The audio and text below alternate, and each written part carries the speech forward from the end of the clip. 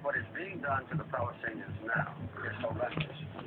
In their own territory, by the occupying powers, which is Israel, they've taken away all the basic human rights of the Palestinians, as was done in South Africa against the blacks. And I make it very plain in this book that the apartheid is not based on racism, as it was in South Africa, but it's based on the desire of a minority of Israelis to acquire land that belongs to the Palestinians and to retain that land, and then to exclude the Palestinians from their own property and subjugate them so that they can arouse and demonstrate their disapproval of being robbed of their own property. That's what's happening in the West Bank, and the people in this country, in America, never know about this. They never discuss this.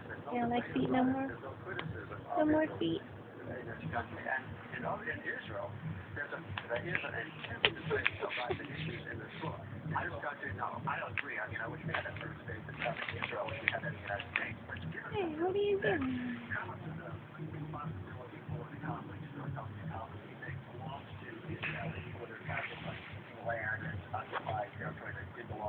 How much of it is responsibility of the Palestinians for their suicide terror attacks and their bombings within Israel proper?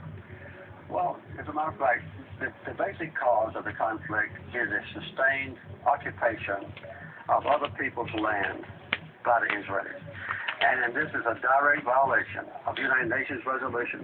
It's a direct violation of the International Quartet's roadmap.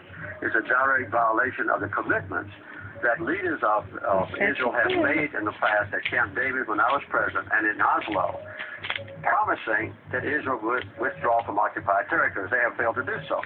In response to that, and I'm not excusing them, there have been acts of violence. As a matter of fact, though, Hamas, the number one accused persons of violence, have not committed an act of suicide bombing that cost an Israeli life now since August of 2004. And I hope that they won't do that anymore. Other participants of the Palestinian society, smaller ones, have committed some atrocities. But the loss of life in the entire occupied territories has been horrendous and has been...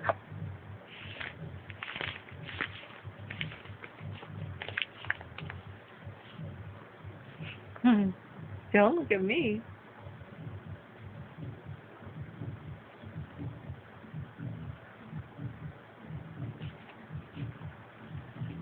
This is really quite bizarre because it only takes us a little bit of reading of history to find out that this just isn't true. There is no genital historical empathy between Arabs and Jews. The Jews flourished in Europe at a time when they were being persecuted throughout all of Europe. At the end of the 19th century, because of anti-Semitism in Europe, European Jews began to try and figure out a solution to the Jewish problem. A very small minority adhered to Zionism, the idea that the only place they could be safe was the Jewish state.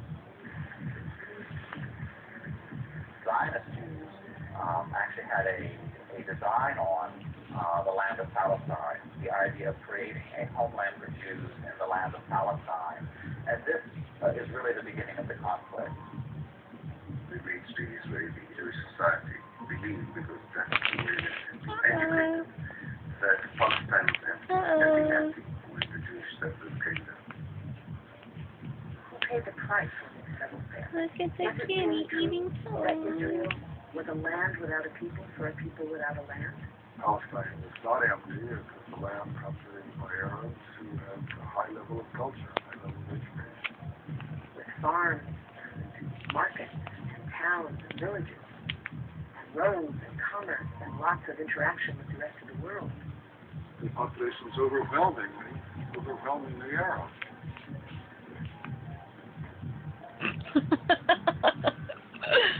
Oh, wow. Jewish immigration increased under British rule following World War I, when Britain implemented the Balfour Declaration, promising a Jewish homeland in Palestine. This measure conflicted with Britain's previous promise of self-rule for Arab inhabitants throughout the region.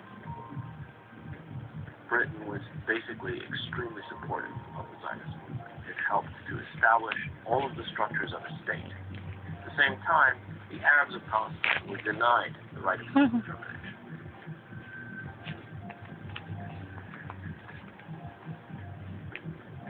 The Palestinians saw a European power decide the future of a non-European territory, in flat disregard of both their presence and wishes.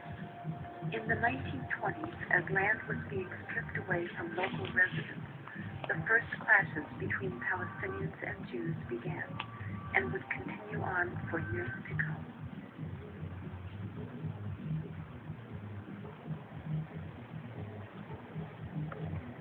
Until the early 1930s, the Jewish population of Palestine remained under 17%.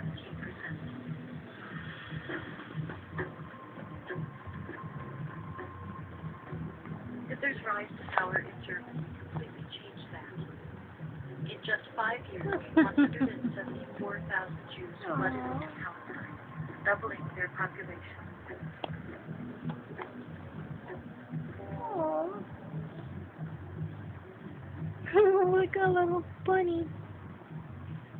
As the world attempted to make amends for the horrors of Nazi genocidal policies, efforts to make Palestine a Jewish homeland increased. Uh-oh. Pink City Ruxpin is done. But they were the ones who